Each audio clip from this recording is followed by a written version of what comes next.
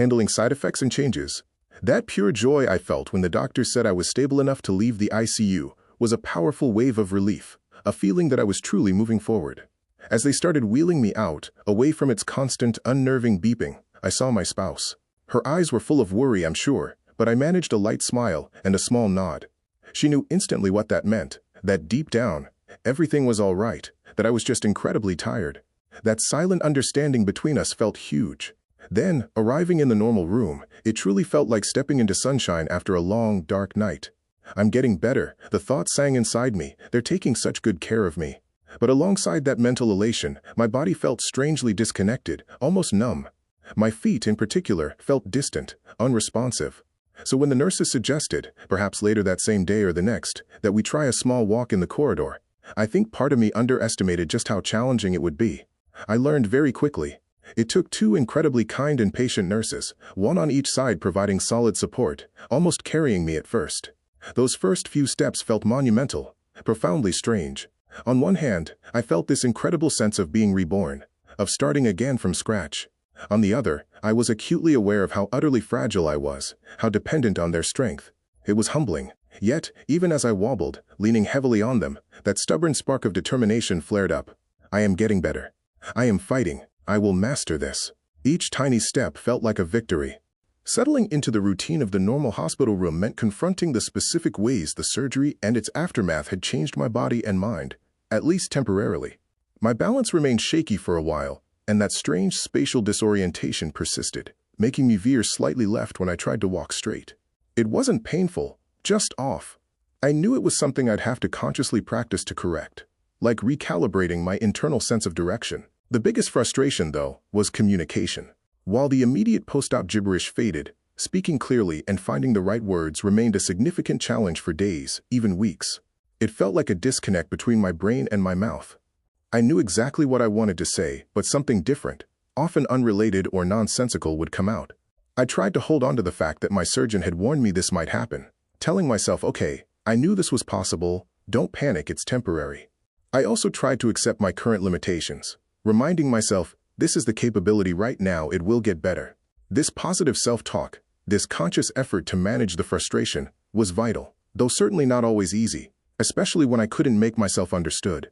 Reading and focusing were equally hard. Holding onto a thought long enough to process it felt difficult. My attention span was short. I knew I probably couldn't manage more than a simple text message on my phone, but even that felt impossible. My vision was so hazy and foggy that everything just seemed to melt into everything else. I couldn't even dare to think about trying to read a page of a book. The words, whether on a screen or a page, would have just blurred into an incomprehensible mess, and my mind simply refused to even attempt it. Simple everyday tasks became learning exercises. I remember trying to unlock my phone and being unable to key in the password correctly.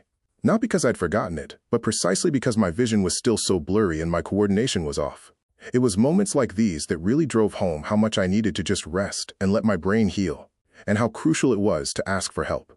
I realized that needing assistance with simple things didn't diminish my confidence in my core self, but it definitely impacted my independence.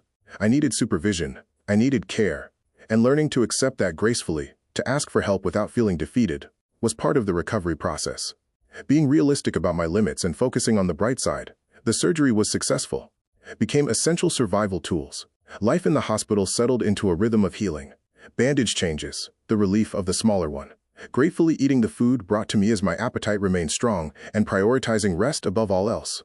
But my main focus, my driving motivation every single day, was simple: get better, get stronger, get home. I missed my own bed with an intensity I never thought possible. I missed my pillow, the quiet familiarity of my own space, just the feeling of being out of the hospital environment. So I did my exercises, I walked when I could, with help initially. I rested. I actively tried my best every day, fueled by the desire for the doctors to say, okay, you're ready to be discharged. And then, in less than a week after the surgery, they did. Leaving the hospital felt huge, deeply emotional. The journey home itself felt energizing, despite my physical tiredness. Arriving back, walking into my own familiar space, it was overwhelming in the best possible way. I think I had lunch, and then I fell into my own wonderful bed and slept like a baby, deeply and restoratively, until the next day. Being home wasn't just comfortable. It felt like tangible proof that I had passed through the fire, that I was truly getting better. That feeling was incredibly motivating, a powerful dose of hope that fueled the next stage of healing. And it was then, sinking into my own pillow, that the gratitude for simple things truly began to bloom. Learning to live in a new body, with a new set of rules, is one of the most challenging parts of any health journey. It requires patience, it requires grace, and it requires us to redefine what progress really means. But in a world that tells us to always fight harder and push through, what if the most powerful weapon in our arsenal isn't force, but wisdom? What if the greatest strength is found not in constant motion, but in strategic stillness? Join me this coming Thursday as we explore one of the most underrated superpowers in any recovery, the importance of rest and moving gently. If this story feels important, sharing it with someone who might need it would mean the world. Subscribe and hit the bell so you don't miss what comes next. And for the complete journey, you can always find the link to the full book in the description below.